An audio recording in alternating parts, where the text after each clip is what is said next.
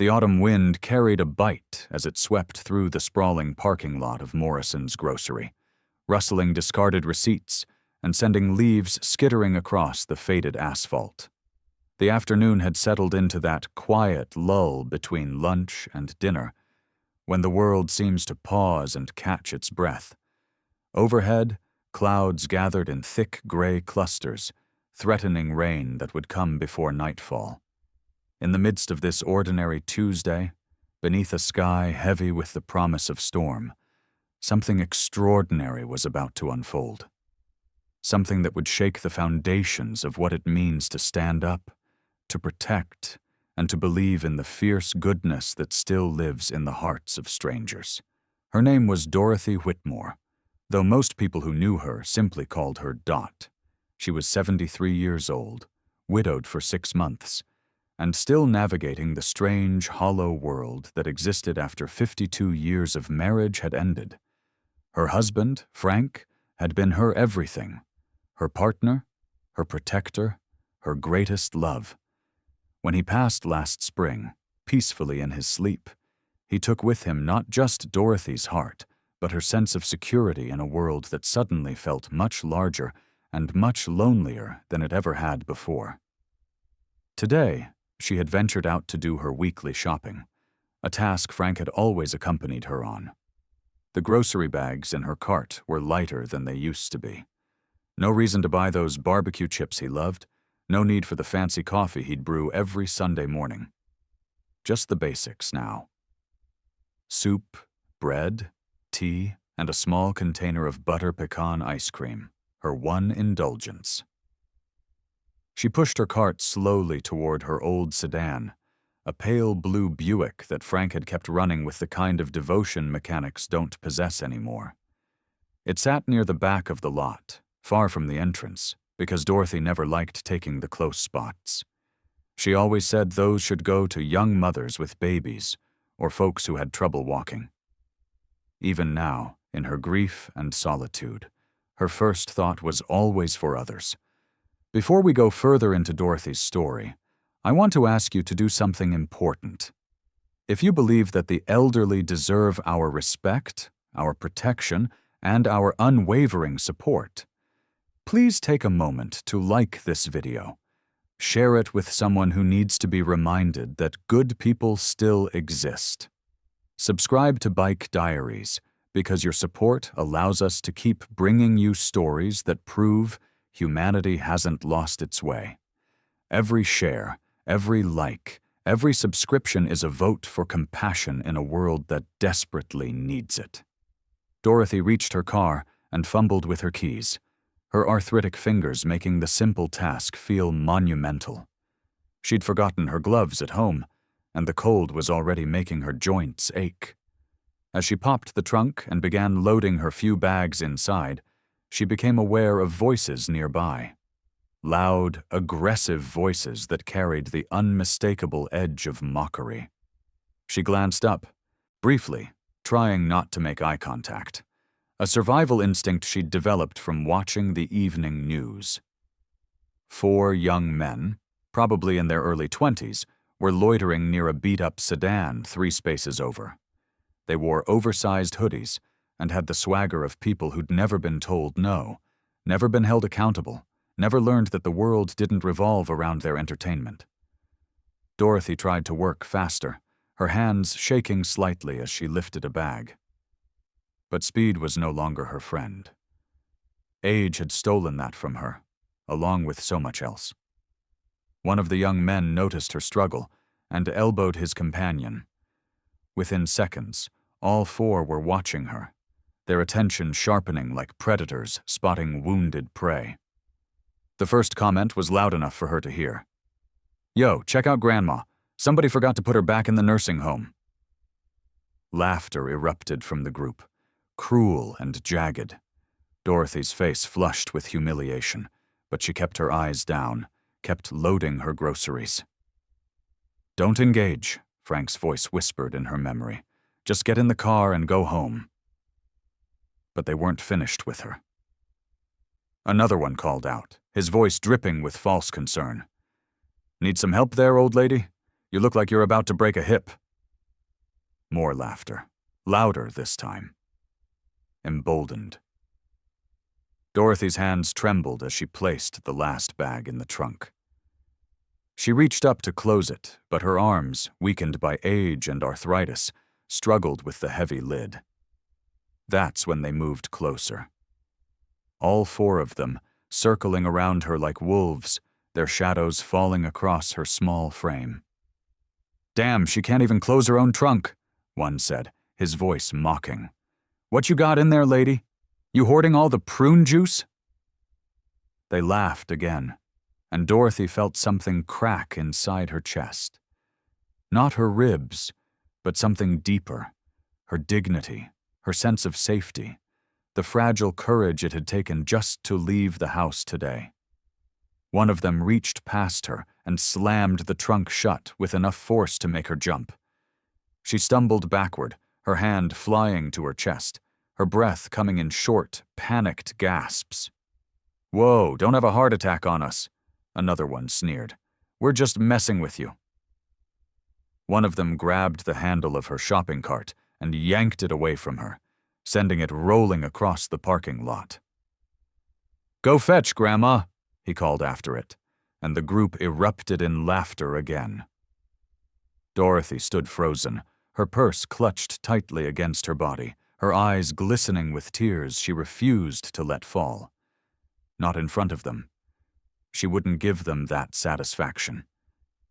Her mind raced, searching for escape, for help, for anything. But the parking lot was nearly deserted.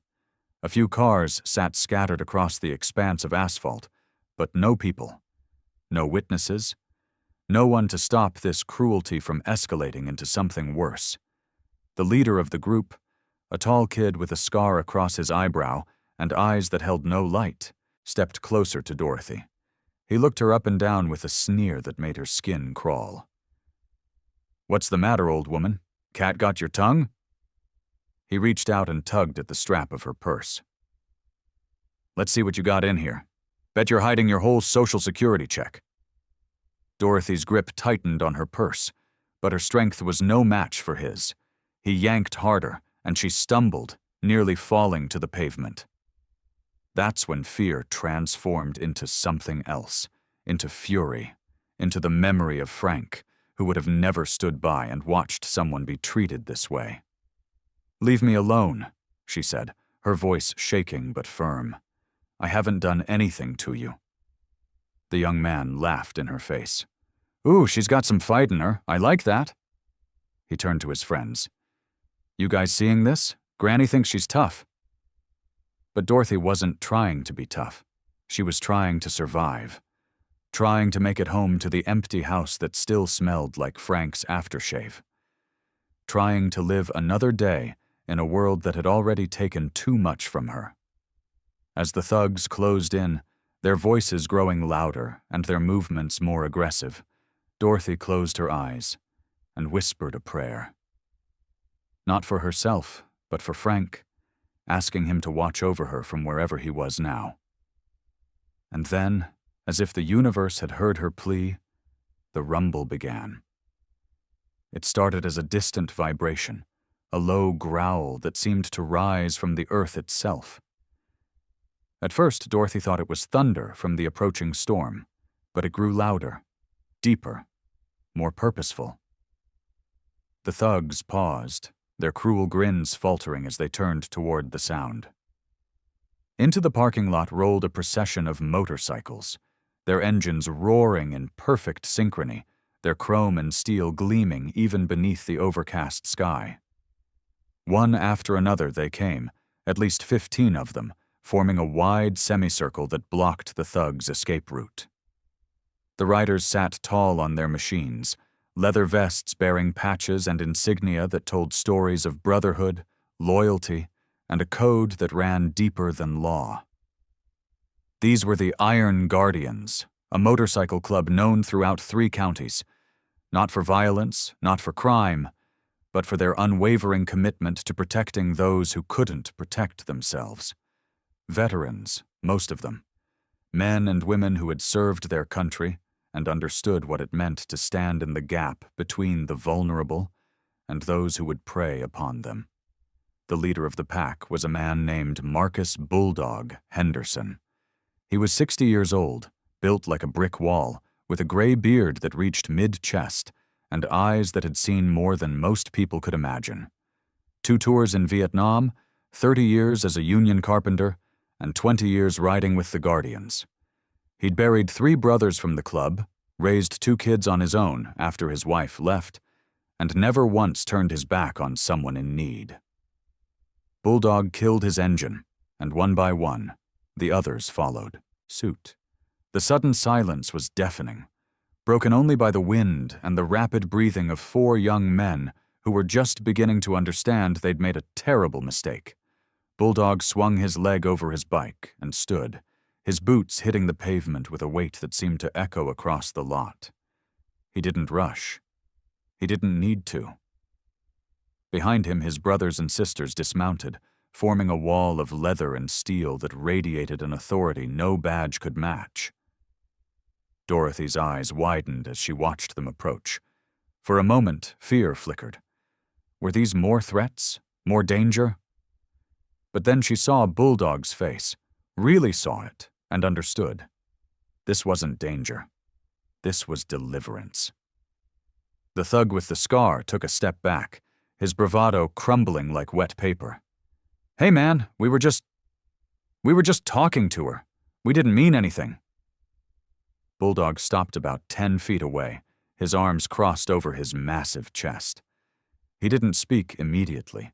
He simply looked at each of them in turn, his gaze cutting through their excuses and their lies, laying bare the cowardice beneath their swagger. When he finally spoke, his voice was low and controlled, but it carried across the parking lot like thunder. "Talking to her, is that what you call it?" He took 1 step forward. "Because from where I'm standing, it looked like 4 pieces of trash were terrorizing an elderly woman for your own sick entertainment." One of the thugs tried to laugh it off. "Come on, dude. We were just playing around. No harm done." A woman stepped forward from the group of bikers. Her name was Rosa, a former army medic with more tattoos than most people had freckles.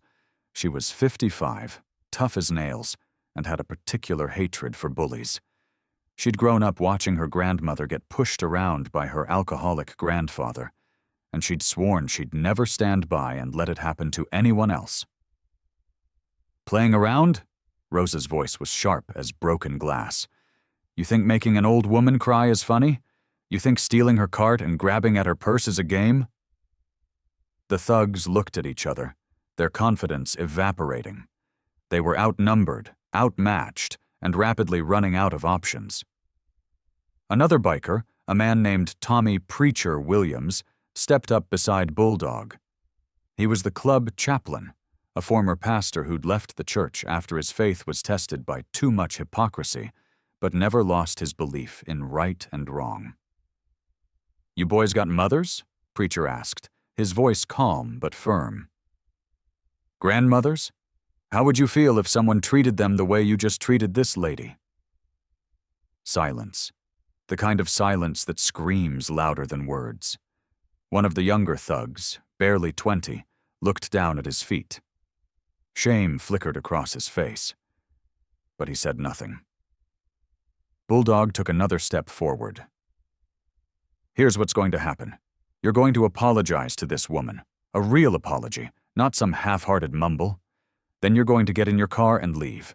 And if I ever hear about you pulling something like this again, if I ever catch wind of you harassing anyone, anywhere, you'll answer to me and every member of this club. Do you understand?" The scar-faced leader tried to muster some defiance. "You can't tell us what to do, old man. This is a free country." Bulldog's expression didn't change, but something in the air shifted. The other bikers moved closer, tightening the circle. The message was clear without a word being spoken. This wasn't a negotiation. Rosa pulled out her phone. "Free country means I'm free to record this and post it on every social media platform I can find. Let's see how tough you look when the whole world knows you ganged up on a 70-something-year-old widow. I'm sure your mothers will be real proud." That broke them. The scar-faced thug's shoulders sagged. He looked at Dorothy, and for the first time seemed to actually see her, not as a target, not as entertainment, but as a human being. Someone's mother, someone's grandmother, someone who had loved and lost and was just trying to survive another day. "I'm sorry," he muttered, barely audible. Bulldog shook his head. "Louder, and mean it." The young man swallowed hard. "I'm sorry, ma'am. We were out of line. It won't happen again." Dorothy stood there, still clutching her purse, her whole body trembling. She nodded slightly, not trusting her voice to speak. The other three followed suit, each offering stumbling apologies that ranged from sincere to terrified. When the last one finished, Bulldog jerked his head toward their car. "Get out of here, now!" They didn't need to be told twice. They scrambled for their vehicle, piling in so fast they nearly tripped over each other. The engine roared to life, and within seconds, they were speeding out of the parking lot, taillights disappearing around the corner. Dorothy let out a breath she didn't know she'd been holding. Her legs suddenly felt weak, and she reached out to steady herself against her car. Rosa was at her side in an instant, gentle hands supporting her elbow. "Easy there, sweetheart. We've got you. You're safe now." Bulldog approached slowly, his intimidating presence softening into something almost grandfatherly. "Ma'am, my name is Marcus. Are you hurt? Did they touch you?" Dorothy shook her head, tears finally spilling down her weathered cheeks. "No, I'm okay. Just shaken up. I don't know what would have happened if you hadn't." Her voice broke. Rosa wrapped an arm around her shoulders. "Don't think about that. You're okay, that's what matters." Another biker, a younger man named Jesse, who couldn't have been more than 35, jogged across the parking lot and returned with Dorothy's shopping cart. He brought it to her with a shy smile. "Found your cart, ma'am." Dorothy looked at all of them, these leather-clad strangers who had materialized like guardian angels, and felt her heart swell with a gratitude so profound it hurt. "Thank you," she whispered. "Thank you so much." Preacher stepped forward. "Ma'am, do you live far from here?" Dorothy wiped her eyes. "About 10 minutes, just over on Maple Street." Bulldog nodded. "Tell you what, we're going to follow you home. Make sure you get there safe. No arguments." Dorothy started to protest, not wanting to be a burden, but the look in his eyes told her resistance was futile.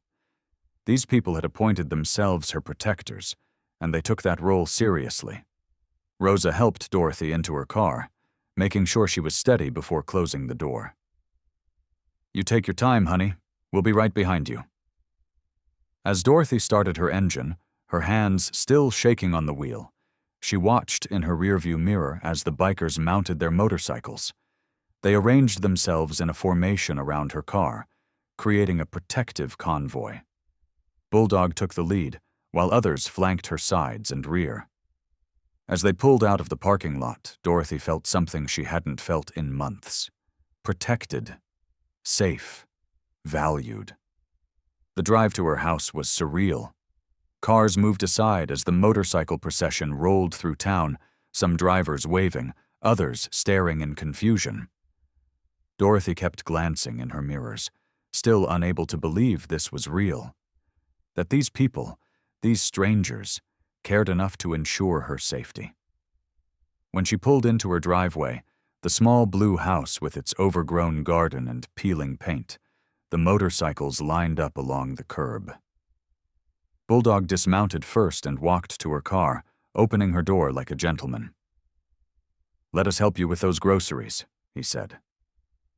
Before Dorothy could respond, Jessie and another biker were already at her trunk, carefully removing her bags. Rosa took Dorothy's arm and walked her to the front door. "You live here alone? Rosa asked gently. Dorothy nodded, unlocking the door. My husband passed 6 months ago. It's just me now. Rosa squeezed her hand. Well, you're not alone today. They brought her groceries inside, setting them on the kitchen counter. Dorothy watched in amazement as these tough, intimidating bikers moved through her home with the utmost respect, careful not to track in dirt, gentle with her belongings. Bulldog looked around the house and noticed a loose board on the porch steps. Ma'am, you mind if I take a look at that step? Looks like it might be a hazard. Within minutes, Tommy was back at his bike, pulling tools from his saddlebag. Jesse had already identified a leaky faucet in the kitchen. Rosa noticed the smoke detector hanging by a wire and asked if Dorothy had batteries. What started as a simple escort home transformed into something more. These bikers, these self-proclaimed guardians, saw a woman in need and couldn't help themselves. They fixed her step, tightened her faucet, replaced her smoke detector battery, and even mowed her overgrown lawn. Dorothy sat on her porch swing, tears streaming freely now as she watched these angels in leather transform her neglected home. She thought of Frank, of how he would have loved these people, would have been out there working alongside them. Preacher sat down beside her on the swing. Your husband was a good man, wasn't he? Dorothy smiled through her tears. The best. He would have liked you all very much. Preacher nodded. We do this because someone did it for us once, because we believe people shouldn't have to face this world alone, especially people who've given so much and deserve to live their remaining years in peace. When the work was done, Bulldog approached Dorothy one last time. From his pocket, he pulled out a card with a phone number. This is my personal number. You need anything, and I mean anything, you call me. Groceries, repairs, or if you just want someone to check in on you. We take care of our own, and as of today, you're one of ours. Dorothy took the card with trembling hands. I don't know how to thank you. You've given me more than help today. You've given me hope. Rosa hugged her tight. You just did thank us. And you remember something, Dorothy. You're stronger than those punks thought. You stood up to them. That takes courage. As the motorcycles rumbled to life once more, Dorothy stood on her newly repaired porch and waved. The Iron Guardians pulled away in formation, their engines creating a symphony of power and purpose that echoed through the quiet neighborhood. Neighbors who had heard the commotion came out of their houses, watching in wonder as the procession disappeared around the corner. Dorothy stood there long after they'd gone, the card clutched in her hand, feeling the warmth of human kindness radiating through her chest. The house behind her no longer felt quite so empty. The world no longer felt quite so cold. That night, as Dorothy sat in her living room with a cup of tea, she looked at Frank's picture on the mantel. You sent them, didn't you? She whispered to his smiling face. You sent them to remind me I'm not alone. And maybe he had. Or maybe the world still held enough goodness that strangers would stop their lives to protect someone in need. Maybe both could be true. What Dorothy knew for certain was that her faith in humanity, which had been shaken so badly that afternoon, had been restored by a group of bikers who lived by a code older than any law. Protect the weak. Stand against cruelty. Never turn your back on someone who needs help. The next morning, Dorothy woke to find a basket on her porch. Fresh vegetables from someone's garden, a casserole with heating instructions, and a note that simply said, From your friends at Iron Guardians. Stay strong, Dorothy. Word had spread quickly through the club, and members she'd never even met felt compelled to reach out. Over the following weeks, bikers would stop by to check on her. Some brought food, others offered to help with chores. A few just sat on her porch and talked, sharing stories and making sure she knew she wasn't forgotten. Dorothy's life had changed that day in the parking lot. Not just because she'd been rescued, but because she'd been reminded of something essential. That even in a world that could be cruel and cold, there were still people who cared. Still warriors who fought for those who couldn't fight for themselves. Still hearts that beat with compassion and courage. The Iron Guardians had given her more than safety that day. They'd given her community. They'd given her purpose. And most importantly, they'd given her the gift of knowing that as long as people like them existed, hope would never die. If this story has moved you, if it's reminded you that goodness still exists in this world, I'm asking you to do something important. Like this video. Share it with everyone you know. Subscribe to Bike Diaries so we can continue bringing you stories that prove humanity's best qualities are still alive and thriving. Your support matters more than you know. It's how we keep these messages spreading, how we remind the world that compassion is not dead. And before you go, I want to hear from you. Drop a comment below and tell me, do you believe in the power of everyday heroes? Have you ever witnessed or experienced a moment where strangers stepped up to protect someone in need? Your story might inspire someone else. Your voice might be exactly what someone needs to hear today. Let's build a community here that celebrates kindness, courage, and the unbreakable spirit of those who refuse to let cruelty win. Remember Dorothy's story. Remember that age doesn't diminish worth. That vulnerability doesn't invite abuse. That every person deserves respect, dignity, and protection. And remember that sometimes salvation arrives on two wheels, wearing leather and speaking the language of brotherhood and honor. The Iron Guardians rode away that day, but their impact remained forever etched in Dorothy's heart, and in the hearts of everyone who heard her story. In a world that often feels like it's falling apart, stories like this remind us it's being held together by people who refuse to look away from injustice. By men and women who choose action over apathy. By guardians who understand that true strength is measured not by who you can hurt, but by who you can protect. Dorothy Whitmore went to the grocery store that day, expecting nothing more than to buy her weekly supplies and return to her empty house. Instead, she discovered that Frank was still watching over her, that angels wear leather and ride Harleys, and that she was never truly alone. This is the power of human connection. This is the proof that kindness survives. This is why we share these stories. So please, keep sharing, keep believing, keep standing up for those who need it most. Because you never know when you might be someone's guardian angel. You never know when your moment will come to be the difference between cruelty and compassion, between despair and hope.